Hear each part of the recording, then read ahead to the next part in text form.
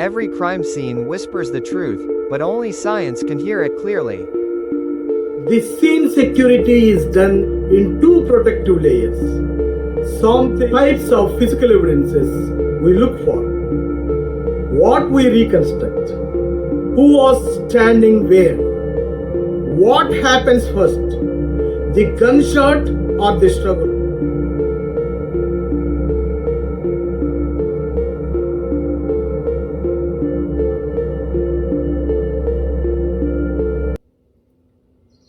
Homicide, the most serious of all crimes. One life lost and an entire chain of truth begins. Every crime scene holds answers, but only if it is protected, documented, and investigated with scientific precision. Hi friends, welcome back to Taruvu Forensic Vlogs, where science meets truth and knowledge meets service. I am Suresh Taruvu, former Joint Director of Andhra Pradesh Forensic Science Laboratory, AP Police Department. In today's episode of Taruvu Forensic Vlogs, I will walk you through the complete homicide case investigation checklist from the forensic scientist lens, from protecting the crime scene to preserving the evidence in court. We will cover every step that turns a mystery into a solved crime. This video is dedicated to forensic science students, faculty members in forensic and police academies, forensic science laboratory experts, law enforcement officers, medical professionals, legal trainees, and various professionals across society who rely on scientific truth, and to anyone who believes in the power of forensic science to deliver justice with integrity. Let us begin at the crime scene.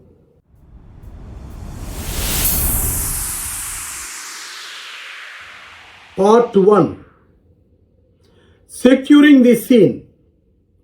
When a suspected homicide is reported, the first golden rule is secure the crime scene immediately and efficiently, because every square inch that scene might be contain critical evidence, a drop of blood, a strand of hair, a footprint, anything that can unlock the mystery of the murder. The scene security is done in two protective layers, something every forensic investigator must understand. Step 1. Protected the area, the core crime scene. The protected area is the heart of the crime scene. Only forensic experts and the investigating officers are allowed inside this zone.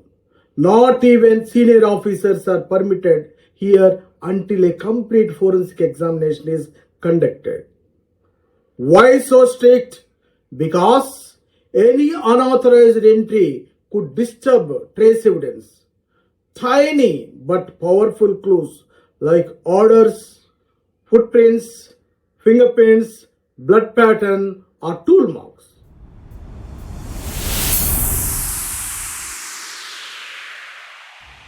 Step 2. Staging area, the operational support zone. The second layer is called the staging area, the support zone for all forensic work. This is where scientific gadgets, kits, cameras, evidence bags, and protective gear are organized. Forensic experts prepare here before entering the protected zone. The IO can also use this area for planning and briefing. Think of it as a buffer zone. It prevents contamination and allows structured movement of personnel and equipment.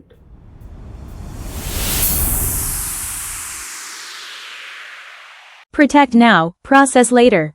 Without scene integrity, even the best forensic tools can't help us. Part 2. Preliminary survey and documentation. Once the scene is protected, the forensic experts begins the preliminary survey, the first walkthrough of the crime scene. This step is crucial because it sets the stage for everything that follows. We observe, assess, and mentally map the layout, looking for entry and exit points, the position of the body, signs of a struggle, and anything out of place. Documentation begins right here. Not just photography and video, but also notes, sketches, and verbal recordings. The goal is to capture the crime scene in its original, untouched condition. Photographs are taken from wide angles to close-ups. Each item is shot in sight without being moved. Scales or markers are placed for size reference. Even the smallest blood spatter or cigarette butt is recorded. Sketches are hand-drawn or digital, showing accurate positions of the body, bloodstains, weapons, and all key items, including a legend, scale, and compass orientation. Every detail matters. If it not documented properly, it may not be admissible in court.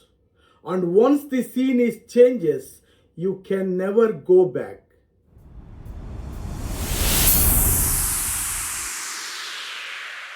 Part 3. Evidence collection. After completing the documentation, we move to the most sensitive and crucial phase, evidence collection. This is where the scene starts speaking piece by piece. We don't just grab and bag. Every object is carefully approached, photographed again, and marked before collection. Why? Because context matters. Where the object was found often tells as much as the object itself.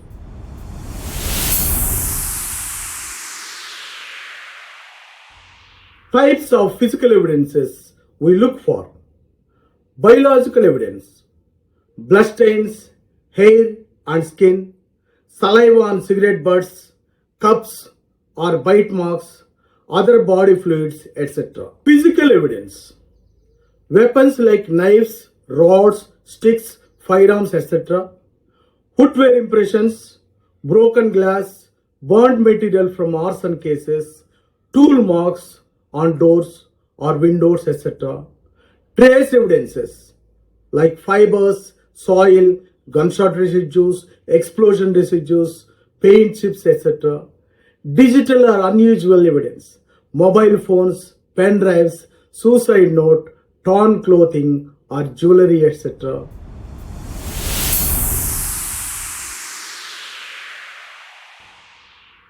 Packing and preservation.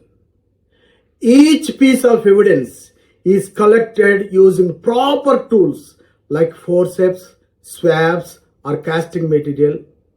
Items are placed in separate containers to avoid contamination.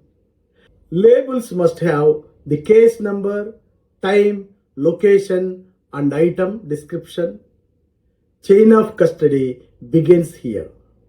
The moment we touch the evidence, any lapse could lead to evidence being rejected in court. If evidence is not collected scientifically, it's as good as lost.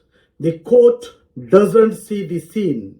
It only sees the report and the integrity what we preserve.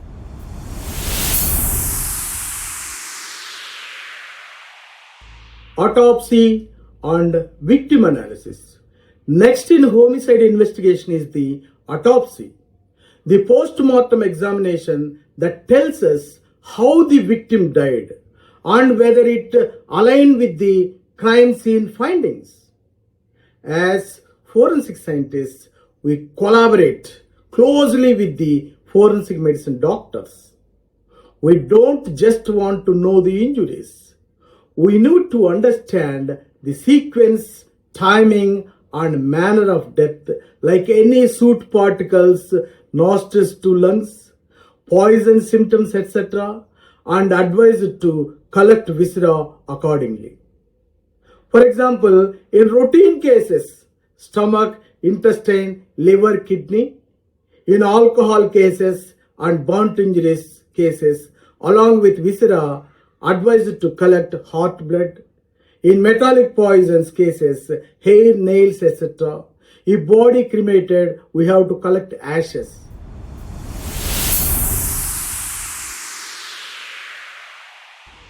What we focus on: type of wounds, stab, blunt force, gunshot; location of injuries, to analyze the attacker's position and intent; time since death, using rigor mortis, lividity, stomach contents; presence of defense wounds suggesting a struggle; signs of resistance or assault, physical or sexual; toxicological samples for poison or drug traces. Every injury tells a story. Whether the victim was surprised, overpowered, or fought back, the autopsy also gives us biological samples for DNA, blood group, and chemical analysis. Always correlate the autopsy findings with the scene. A body with multiple back wounds can't match an accidental fall. Science does not lie if we read it correctly.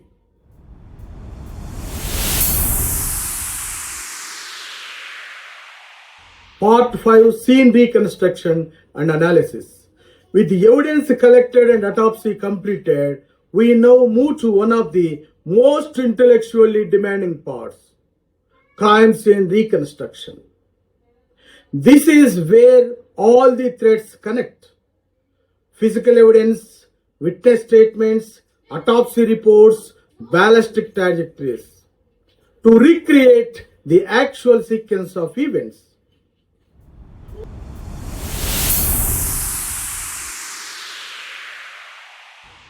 What we reconstruct: who was standing where? What happens first? The gunshot or the struggle? Was the victim moved post-death?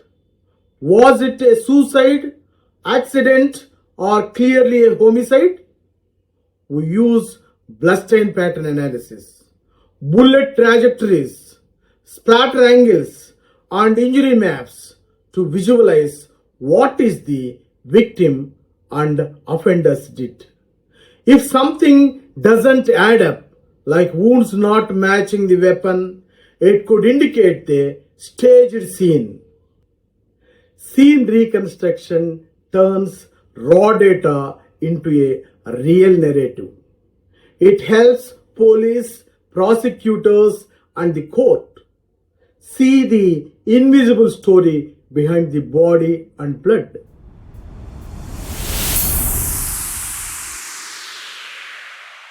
Part 6: Reporting and Courtroom Testimony.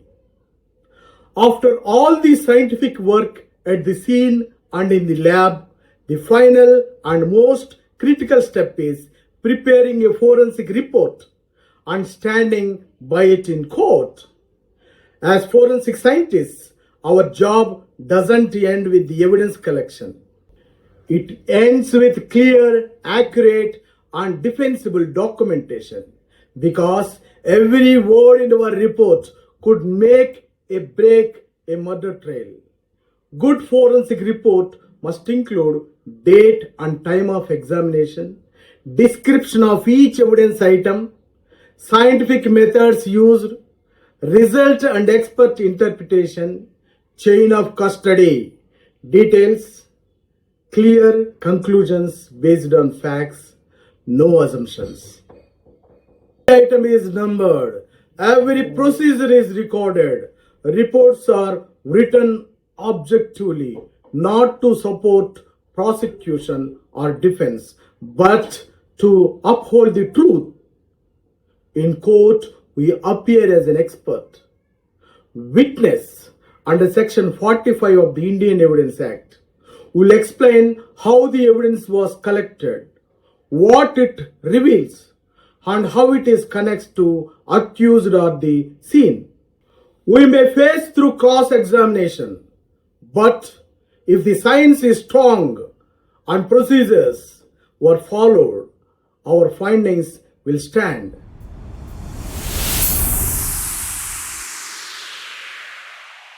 In my decades of service as a forensic scientist, I have seen scenes that can shake the strongest. But I have also seen something greater, the silent power of truth.